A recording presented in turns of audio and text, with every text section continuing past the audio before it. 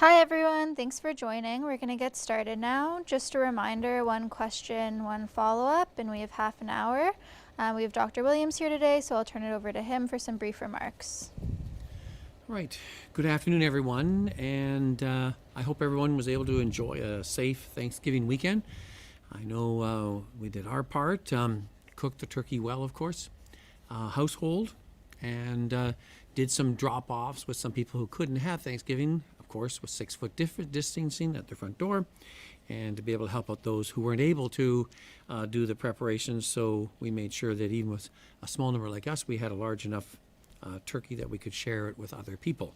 So again, as I saw lots of other people doing other similar precautionary activities, so what I saw was reassuring, and so we want to see what is the impact of that will be in about 7 to 10 days to see how things went. But more importantly, we want to see the impact of our previous measures, those on the 19th, the 25th, and October the 3rd, and then we had some just this past week, and they will take a while to show and give some demonstration.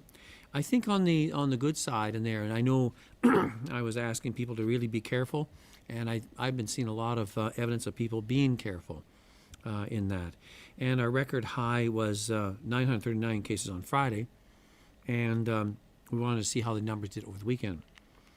The good thing is that as compared to what the modeling was looking at, I was estimating that we would be heading up by now up to 12 to 1,500 cases.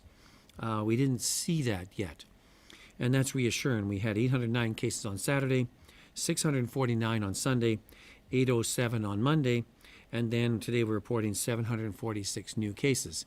So again, looks like we're plateauing around that low 700s, some blips up and down.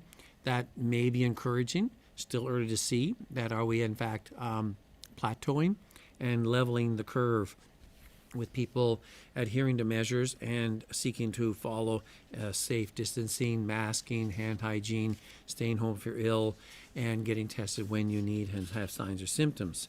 So again, over the weekend, the majority of our cases were in our so-called hot zones of Toronto, Ottawa, and Peel. Toronto with 311, Ottawa 116, and Peel 135. Meanwhile, around the GTA, some others had posted numbers, smaller, yet have been increasing slowly. 42 cases York, 29 in Halton, 24 in Simcoe, and 22 in Durham. Most of the ones, again, 55%, were in the younger age group, but we're seeing that spillover, as we talked at our technical briefing, into other age groups as well. And so we want to keep an eye on that and watch that very carefully in the next week ahead.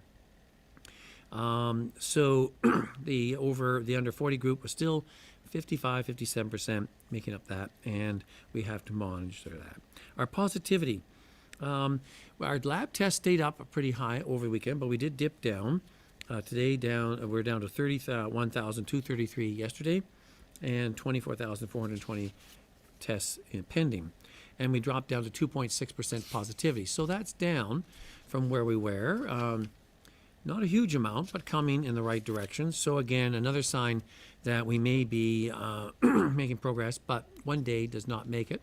And we have to watch and see how that goes on a go-forward basis in the week ahead. We saw 230 people in the hospital. 60 patients are currently in the ICU related to COVID, that is. Unfortunately, this last yesterday or today, we saw 9 deaths reported. Some of those were over a number of days that had accumulated, and that's when they became reported on our systems. The last time we saw 9 in one day was on July 17th, but in those days we were seeing 8 cases, 7, 8, 7, 9, so it was every day. We haven't seen that same amount as we have here. 7 of those 9 deaths were reported in long-term care facilities. So we've been asked about some of the activities around with Halloween. Our public health measures table did give out guidance to the health units on social gatherings and some special events. Thanksgiving was one of them, and then Halloween we gave some general information out to them. We know that people are asking for specific guidance, especially in the hot zones, and we hope to have some more information on that. Up to now, we've asked people generally to stay home if you're ill, of course, or if you have mild symptoms. Of course, if you had contact with cases, you're supposed to be in isolation anyways while you're watching, you're monitoring your symptoms and signs. And of course, if you've been diagnosed, you're supposed to stay home as well for that 14-day or 10-day period after your positive test.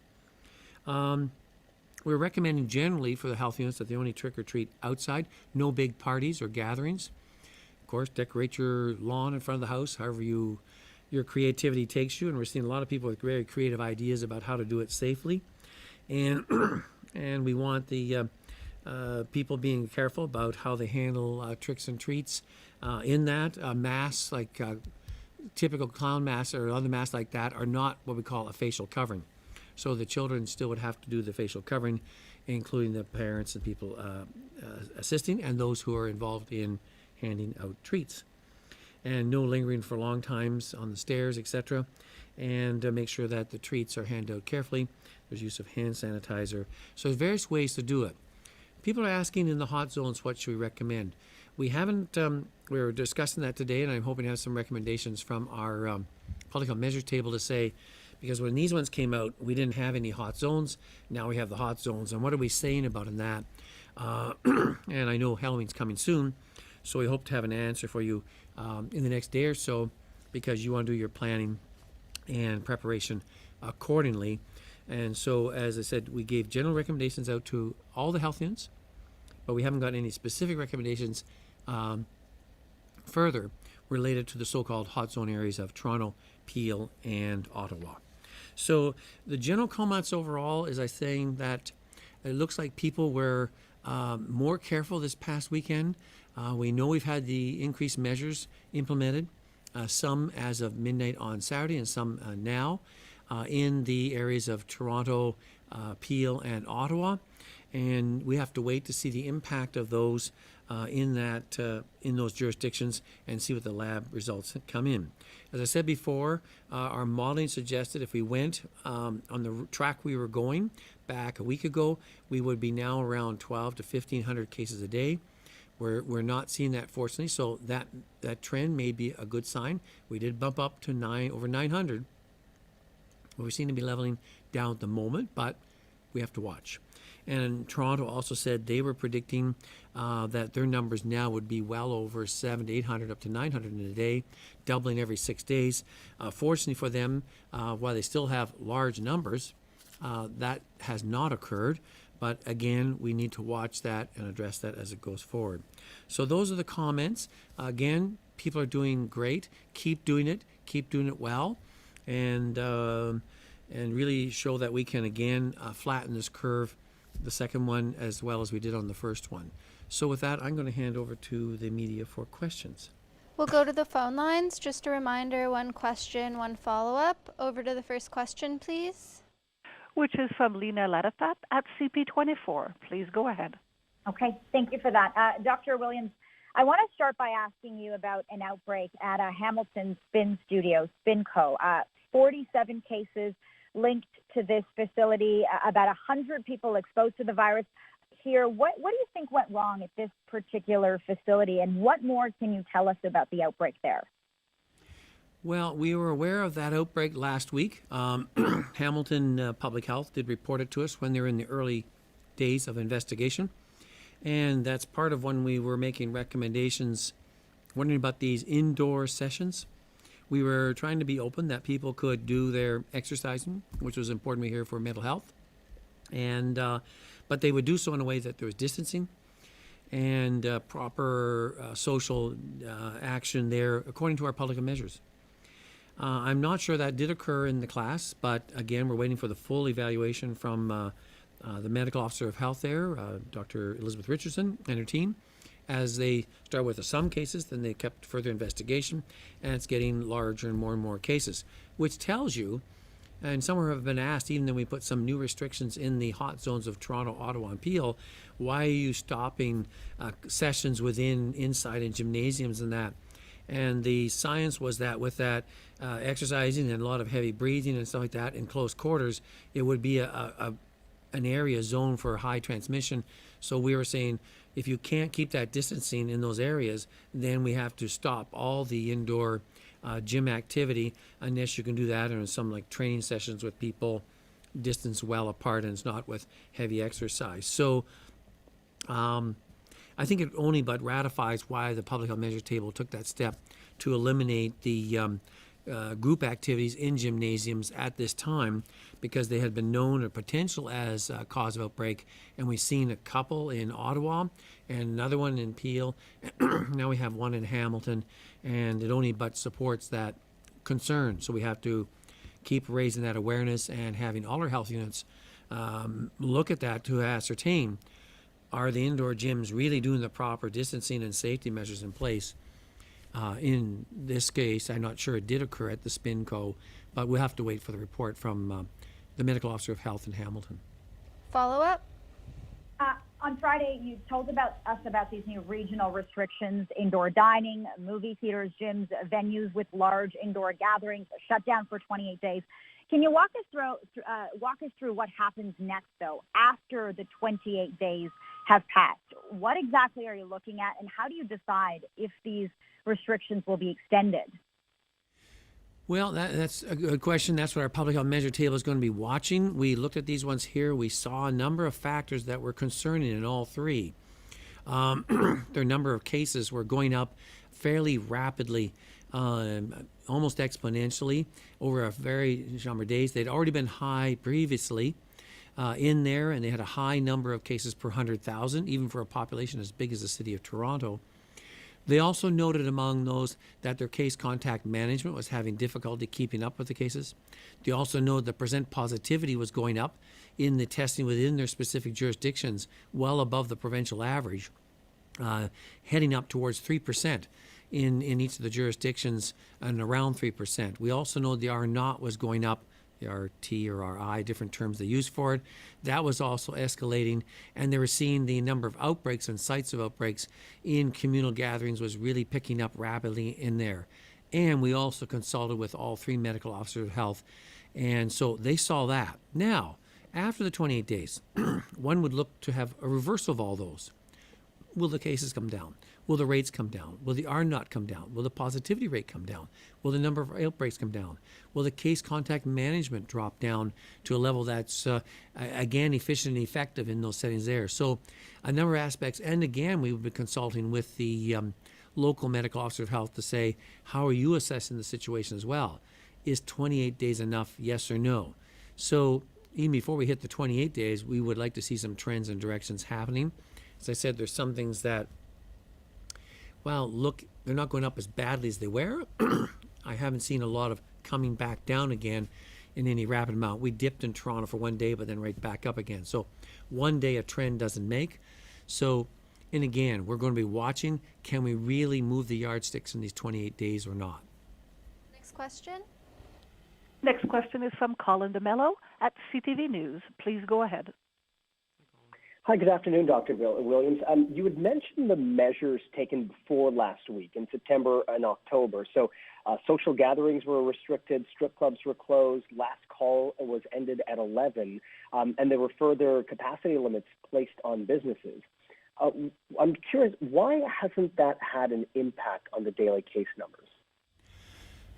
It's a good question, and I think we were looking at that because the modelers even back in September, when we were getting those numbers around 400 to 500, we're saying on the current curve on that, we would expect by mid-October to be at 1,000 to 1,200 cases a day. And the follow-up technical briefing with Dr. Brown said even further, the exponential rise in the cases only demonstrated the concern for that, especially in the hot zone areas. So if we had that trend and direction, I would think that if we did nothing, he would obviously say that those public health measures were not in place, and we should be already at 1,000 to 1,200 cases a day, and even worse in the hot zones. I think the evidence that some of the impact had occurred around the province, that we had plateaued around the 600, 650. We had that bump up to 900. We're back down to now upper sixes, mid sevens. So we've been at that 4 or 5 days. The positivity rate's coming back down again. It's too soon to say that was due to our restrictions and the hot zones. That has not had enough time to take effect. The effects for the ones we did on the 19th and 25th should have shown. And the ones on October the 3rd would start to be seen now. So I think we're seeing it in phases. That's why we did a number of steps as we kept seeing the rates and cases going up and kept tightening down on some of the public health measures. So it's early yet. I'd like to feel that we have made some impact, and certainly the modelers would say, well, you certainly have stemmed from where we thought you're going to end up. But we're not out of the woods yet, and we want to see if our new effects, especially the ones in our hot zones and the ones around that are picking up their numbers, if we can bend all those down and keep them flat and coming down, would be really encouraging. Follow up? Okay, and you just mentioned that we saw a handful of cases in Toronto, Ottawa, and Peel connected to gyms, and that seemed to have been enough to shut down all gyms in these regions. Yet a super spreader event in Hamilton isn't enough to close all gyms in that region. So I'm curious as to what the difference is between Toronto, Peel, and Ottawa and Hamilton, and why not just target the individual business rather than putting an entire sector out of business? When I said handful, what I meant is that each of those locations had located outbreaks in those gymnasium setups. So that's one thing all three agreed upon, that they had seen outbreaks related to those, and that's why they were consistent in that one there. How big and how far they went, there's a bit of the case contact management. They're trying to follow up on that. So was it as big with the cases identified at the one in Hamilton? No. Were they significant enough that concerned, and the number of them concerned those three jurisdictions? The answer was yes, and they're very firm on their recommendations for that. Next question is from Rob Ferguson at the Toronto Star. Please go ahead. Hi, Doctor. Just back on this Spinco Hamilton situation. Why, just to follow up on Colin's question there, why is that not enough to say that gyms in that area are a danger as well? Because as we've learned, all it takes is one person going into one of these places to cause an outbreak. So if you're asking me why in Hamilton or why even outside of the hot spots, the three, like would you close down a gym in Northern Ontario where they have hardly any cases at all, some may see that as overstepping it.